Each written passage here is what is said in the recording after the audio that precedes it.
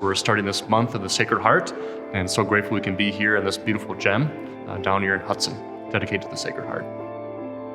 This church, I always think of, it's kind of tied to our people. Like, it's a very old parish, but Irish immigrants came, and it was a tough life, and they came and they kind of carved a life out of this beautiful, hilly, very stony area.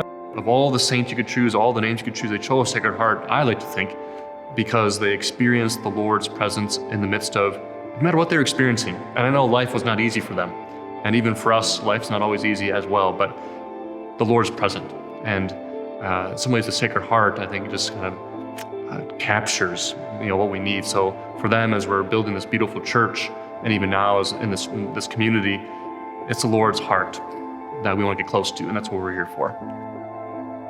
The revelation of the Sacred Heart, that was in 1675 when Jesus appeared to St. Margaret Mary Alacoque, and it was during the octave of Corpus Christi, so the 8 days following the feast of the body and blood of Christ.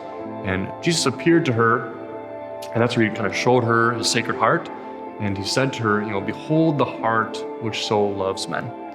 And I think what comfort that we just need to sit there first. And then he ends it with, and has been loved so little in return. And in some ways that's the Christian life, to experience and sit in the love of God, and then strive to return that love.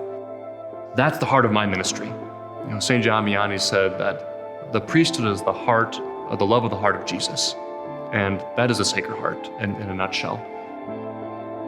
So ever since then, June has always been kind of the month. And again, even that whole time period is so beautiful, because you're ending the Easter season with these great feasts: Pentecost, Holy Trinity, Corpus Christi.